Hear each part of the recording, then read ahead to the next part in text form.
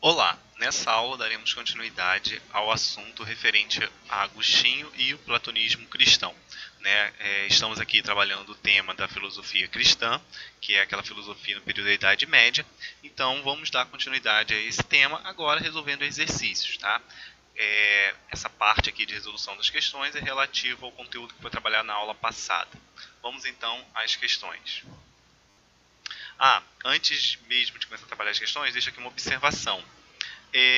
Se você é um aluno que quer copiar todo o enunciado da questão, todas as alternativas, né, você pode ficar à vontade. Só que não é obrigatório copiar toda a questão. Eu vou fazer o seguinte, eu vou deixar destacado da cor azul aquilo que é obrigatório, vocês têm que ter no caderno. Na hora de me mandar a foto, obrigatoriamente, essa parte que está destacada na questão de azul, vocês têm que ter, né, copiado no caderno. E o preto, né, o que tiver escrito de cor preta, é opcional. Por que eu prefiro trabalhar com questões objetivas? Porque elas são questões mais contextualizadas. Então, para vocês, né, que estão aí no segundo ano, para vocês que daqui a pouco, no ano que vem, vão estar fazendo prova do Enem, vocês não vão chegar numa prova do Enem e vão encontrar uma questão falando assim: a teoria da iluminação divina foi proposta por... Aí você tem que ver as alternativas lá. Né? Aí você vai ter que, Agostinho. Não, não é assim que vocês vão encontrar uma questão de prova. Vocês vão encontrar, né, questões contextualizadas. Então, vai ter texto, né, enorme, vocês vão ter que saber ler, interpretar a questão, às vezes deduzir uma ideia, tá? E eu quero forçar esse pensamento com vocês, tudo bem? Então eu prefiro muitas vezes selecionar questões do Enem, questões, né, de provas aí, de vestibulares, para poder vocês absorverem o conteúdo a partir de conteúdos assim mais densos, tudo bem? Mas eu sei também que não dá para vocês copiarem tudo isso dentro de uns 50 minutos de aula. Então não adianta também querer passar 5 questões aqui, com enunciados enormes, e esperar que vocês me mandem foto disso dentro do tempo de aula. Então o que eu faço? A gente faz a leitura da questão, para vocês poderem aprender, lerem comigo aqui. Então vocês, na leitura da questão comigo, vocês aprendem também a raciocinar, a interpretar uma questão. E aí vocês copiam uma parte que são assim, é como se fosse a parte mais concisa do enunciado, onde vocês vão estar fixando ali o ponto principal.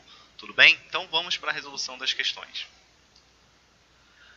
A questão, então, número 1 vai dizer para a gente o seguinte, olha só, aquilo que eu falei com vocês, ó, por exemplo, nessa questão aqui, só precisam copiar basicamente isso aqui, ó, nessa primeira parte, ó. É correto afirmar que se pode perceber, o que está aqui de preto é opcional, tá? Mas vamos fazer a leitura aqui para a gente prestar atenção aqui e entender, olha só. Segundo o texto abaixo, de Agostinho de Hipona, né, que viveu aí no período de 354 a 430 depois de Cristo, Deus cria todas as coisas a partir de modelos imutáveis e eternos, que são as ideias divinas. Essas ideias ou razões seminais, como também são chamadas, não existem em um mundo à parte, independentes de Deus, mas residem na própria mente do Criador. Aí tem um texto aí que é retirado da obra de Agostinho. Ó, a mesma sabedoria divina, por quem foram criadas todas as coisas, conhecia aquelas primeiras, divinas, imutáveis e eternas razões de todas as coisas, antes de serem criadas. Agostinho de Hipona, ele vai pegar as ideias de Platão. Então ele vai pegar a filosofia platônica, inclusive aqui, ó, ideias, né? Platão vai trabalhar com o que nós vamos posteriormente, né? Ver como as ideias de Platão eram totalmente voltadas, então, para uma dualidade entre o que seria o mundo sensível, o mundo empírico, e o mundo ideal, que é um mundo intangível, é um mundo perfeito. Tudo bem? Aí, o que acontece? Agostinho pega isso e incorpora junto com o cristianismo. Então ele vai juntar isso com a Bíblia, ele vai ver em Platão, né, um elemento para trabalhar com ideias cristãs. Aí, olha só, considerando as informações acima, é correto afirmar que se pode perceber. Vejamos as opções. Agostinho modifica certas ideias do cristianismo a fim de que este seja concordante com a filosofia de Platão, que ele considerava a verdadeira. Gente, essa questão está errada porque Agostinho, ele não vai modificar o cristianismo em prol da filosofia, ele vai modificar a filosofia em prol do cristianismo. A gente tem que entender que Agostinho aqui, ele era um cristão ortodoxo, ele é considerado um dos santos da Igreja Católica, e ele vai fazer o seguinte, ele pega as ideias de Platão, sim, né, ele pega a filosofia platônica, só que quando ele vê uma divergência entre a filosofia e o cristianismo, o que ele vai alterar não vai ser o cristianismo, ele vai alterar o cristianismo, ele não vai alterar cristianismo, ele vai alterar a filosofia, beleza? Então essa questão estaria errada. Letra B. Uma crítica radical à filosofia platônica, pois esta é contraditória com a fé cristã. Não, né, porque para Agostinho a filosofia platônica não era contraditória com o cristianismo, tá? Elas se complementavam. Então essa também está errada. Letra C. A influência da filosofia platônica sobre Agostinho, mas esta é modificada a fim de concordar com a doutrina cristã.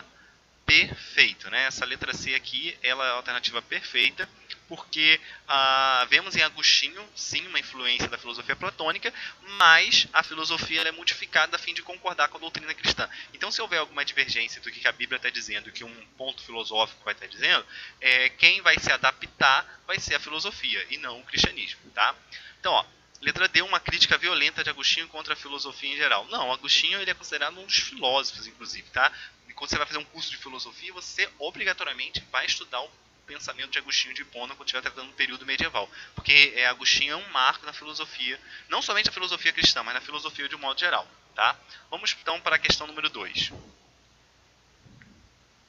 Se os nossos adversários que admitem a existência de uma natureza não criada por Deus, o sumo bem, quisessem admitir que essas considerações estão certas, deixariam de proferir tantas blasfêmias, como a de atribuir a Deus tanto a autoria dos bens quanto dos males, pois sendo ele fonte suprema da bondade, nunca poderia ter criado aquilo que é contrário à sua natureza. Isso aqui é um trecho, tá? Uma obra de Agostinho chamada Natureza do Bem. Aí, olha só, para Agostinho não se deve atribuir a Deus a origem do mal. Por quê?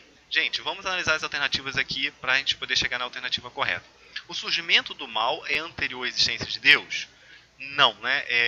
Aí você estaria criando uma dualidade, né, de pensamento que é considerado pagã. Porque dentro do cristianismo o mal não pode ter vindo antes de Deus, porque Deus é a existência eterna, tá? Então essa letra A aí não faz sentido. Letra B. O mal, enquanto princípio ontológico, independe de Deus. Também não, tá? Porque o mal, dentro do pensamento de Agostinho, ele vai surgir como um potencial pela liberdade humana. Ou seja, Deus não cria o mal. Se você chegar dizendo que Deus cria o mal, você vai estar cometendo o que dentro do cristianismo a gente chama de heresia, tá?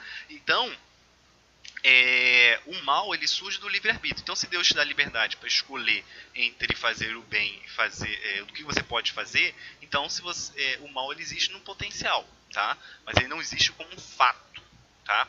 Letra C. Deus apenas transforma a matéria que é por natureza má. Cuidado, que aqui também tem um gnosticismo nessa letra C, que é você tá falando de que a natureza é má. Isso aqui é uma coisa também que não está no cristianismo, tá? Isso aí é o que a gente chama do gnosticismo, que é uma outra coisa que já é mais plano teológico, mas não vem ao caso aqui na nossa aula de filosofia. Letra D. Por ser bom, Deus não pode criar o que lhe é oposto, o mal. Gente, perfeito, né? Essa vai ser a resposta, né? Que é o seguinte: Deus, ele é bom, então ele não pode criar o que é oposto a ele, tá? Então, se Deus é bom, ele não pode criar o mal. O mal, gente, dentro do cristianismo, dentro da filosofia cristã, o mal é estudado como algo que surge não por criação de Deus, mas é algo que surge como o mau uso da liberdade humana. E em potencial, o mal não existe. Isso também é uma coisa que está dentro do pensamento de Agostinho. O mal ele é uma ausência. Se eu perguntasse para vocês o seguinte: existe o frio? Não. Né? Isso, obviamente, usando o pensamento de Agostinho, tá, gente? O frio ele não existe. O frio é a ausência do calor. Então, o que existe é o calor. Então, o frio ele é a ausência do calor. Então, pergunto para vocês: existe o mal? Não, o mal não existe. O mal é a ausência do bem. Então, num lugar onde não tem o bem, o que vai existir é a ausência do bem. Tá? Isso é um pensamento de agostiniano. Tá? Vamos então agora para número 3. Não é verdade que estão ainda cheios de velhice espiritual aqueles que nos dizem: que fazia Deus antes de criar o céu e a terra? Se estava ocioso e na realizava, dizem eles, por que não ficou sempre assim no decurso dos séculos, abstendo-se como antes de toda ação? Se existiu em Deus um novo movimento, uma vontade nova para dar o ser a criaturas que nunca antes criar, como pode haver verdadeira eternidade se nele aparece uma vontade que antes não existia? Isso aqui é um texto lá do livro de Confissões. No primeiro momento pode parecer um pouquinho complicado, né, porque é um linguajar que vocês não estão muito habituados, né, ler, né, com esse linguajar aqui da obra de Agostinho, mas não se preocupem muito com o enunciado do texto. Se preocupem aqui, ó. A questão da eternidade, tal como abordada pelo autor, é um exemplo da reflexão filosófica sobre... aqui, gente, olha só, vocês têm que entender o seguinte... quando esse texto aqui fala sobre a questão da criatura, então aqui quando fala sobre a criatura, sobre criação, esse texto está focando na abrangência da compreensão humana, tá? Porque esse texto está falando o seguinte, que a ideia, você pode perceber aqui pelo texto, que Agostinho está levando vocês a um pensamento de crítica a perguntas que muitas vezes o ser humano se faz, né? Então, assim, poxa, se Deus se Deus é eterno, por que ele teve necessidade de criar alguma coisa? Ele poderia não ter criado nada, se ele é autossuficiente nele mesmo, então ele não precisaria criar nada. Se ele cria, por que ele cria? Então aqui, gente, essa questão, ela vai tratar sobre a abrangência da compreensão humana. Agostinho aqui ele joga com alguns jogos de palavras, que é até difícil você absorver totalmente o raciocínio. Aqui a gente chama isso aqui até um pouco já de metafísica, que é você começar a tentar entender algumas coisas que estão além do raciocínio humano. Tá? Quando ele fala assim, por exemplo, ó, se existiu em Deus um novo movimento, uma vontade para dar o ser a criaturas que nunca antes criaram, como pode haver verdadeira eternidade se nele aparece uma vontade que antes não existia? Então ele está criando aqui um pensamento que é como você resolve questões, né, que o ser humano se faz sobre a existência da criação a partir de uma explicação aqui dentro do cristianismo. Mas olha só, a questão da eternidade, então, aqui só vai estar relacionada com a abrangência da compreensão humana. Esse texto não está falando sobre a ética cristã, não fala sobre a natureza universal da criação, nem de certeza inabaláveis da experiência e nem sobre a interpretação da realidade circundante, tá? Essa questão aqui eu considerei uma questão do nível mais difícil, tá, gente? É uma questão aqui que vocês têm que saber interpretar bem aqui com mais profundidade o que está falando aqui do pensamento de Agostinho, tá? Mas vamos então agora para a questão número 4. A teoria da iluminação divina, contribuição original de Agostinho à filosofia da cristandade, foi influenciada pela filosofia de Platão, porém diferencia-se dela em seu aspecto central. Assinale a alternativa abaixo que explica essa diferença. Nós já vimos a teoria da iluminação divina na aula passada, vimos como que Agostinho trabalha, né, esse pensamento. Vamos tentar entender então aqui o foco do pensamento da iluminação divina. Olha só, a filosofia agostiniana compartilha com a filosofia platônica do dualismo, tal como este foi definido por Agostinho na Cidade de Deus. Assim, a luz da teoria da iluminação está situada no plano suprassensível e só é alcançada na transcendência da existência terrena para a vida eterna. Tomem cuidado, porque aqui tem um erro, o seguinte, que é como se ele estivesse falando o seguinte, que nós não tivéssemos como alcançar o conhecimento. Né? E para Agostinho, você pode sim alcançar o conhecimento sobre Deus através da iluminação divina. Tá? Letra B. Então essa letra A estaria errada. Letra B. A teoria da iluminação, tal como sugere o nome, está fundamentada na luz de Deus, luz interior dada ao homem interior na busca da verdade das coisas que não são conhecidas pelos sentidos. Esta luz é Cristo que ensina e habita no homem interior. Gente, perfeito. Tá? Essa aqui seria a resposta correta, porque tem certas coisas que você nunca vai chegar ao conhecimento por você mesmo. A lógica, gente, da teoria da iluminação divina é o seguinte, que você tem certas coisas que nunca você vai chegar a conhecer sobre Deus se Deus não te mostrar, se Deus não te iluminar. Pelos seus sentidos, pelos métodos empíricos, você nunca vai chegar. Tá? Essa é a lógica aqui da questão, né, que está na letra B. Essas outras opções aqui que vão estar erradas, eu não vou ler porque senão o vídeo vai ficar muito longo. Tá? Então vamos passar logo para a questão número 5. Que diz aí pra gente o seguinte: uma das características da patrística é a busca da conciliação entre a fé e a filosofia, e Agostinho de Hipona, ou Santo Agostinho, influenciado pelo neoplatonismo, tornou-se uma referência para a filosofia cristã.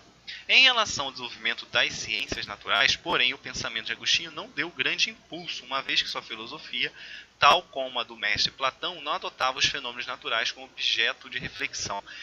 Aqui, gente, é só uma consideração breve sobre a relação de Agostinho com Platão, porque Platão, dentro da filosofia clássica, ele não dá muita importância para os métodos empíricos, para os métodos experimentais. Ele focaliza no que a gente chama do idealismo. São métodos de investigação da natureza a partir de ideias. Então, Platão, ele objetiva mais aquilo que você pode pensar e conhecer do mundo a partir de ideias, a partir do pensamento racional, e não tanto da experiência. Tá? Diferente depois do seu mestre Aristóteles, que vai focar no método experimental empírico. Mas enfim, aí ele vai perguntar para a gente o seguinte, ó, com base no texto acima e em seus conhecimentos sobre a obra de Agostinho de Hipona, assinale a alternativa correta. Aí, obviamente, a gente tem que achar a alternativa que mostra essa similaridade entre a relação platônica e de Agostinho, né, com essa relação de uma mentalidade mais focada na questão das ideias, na questão da teoria da dominação divina. Letra A. Olha só, Agostinho de Hipona criou a doutrina da iluminação divina baseada na teoria da reminiscência de Platão, conciliando de modo original a fé cristã e o pensamento filosófico. Gente, perfeito, tá? Aqui a gente já achou logo de cara a resposta. Por quê? A doutrina da dominação divina, então, ela vai ser baseada na teoria da reminiscência de Platão, já falei sobre isso, tá? Na nossa aula teórica, que volto a repetir. Então, falou em teoria da dominação divina, Agostinho, reminiscência de Platão, tá? Então ele faz aqui uma relação, né, ele consegue juntar a questão da fé cristã com o pensamento filosófico, né, de modo assim, bem único dentro da história da filosofia. Letra B. A observação, a experimentação e a aplicação dos princípios da geometria sobre os fenômenos naturais foi uma das principais características da filosofia de Santo Agostinho.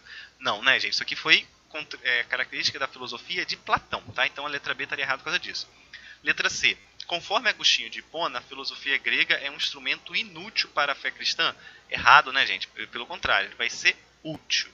Letra D. As verdades eternas e imutáveis que têm sua sede em Deus só podem ser alcançadas pela filosofia. Não, né, gente? É porque você até pode alcançar certas coisas através da filosofia, mas dentro do pensamento, né, de Agostinho, você alcança principalmente pela iluminação, por Deus, tá? Letra E. Confissões e Cidade de Deus são algumas das principais obras de Platão? Não, não são obras de Platão, são obras de Agostinho, beleza? Então fechamos aqui a resolução das questões, tá? Lembrando que você só tem necessidade de copiar o que está escrito de azul. Eu prefiro trabalhar questões assim porque a gente fixa a matéria a partir de questões contextualizadas. Então, passem ali para o caderno e qualquer dúvida perguntem na aula. Valeu, um grande abraço.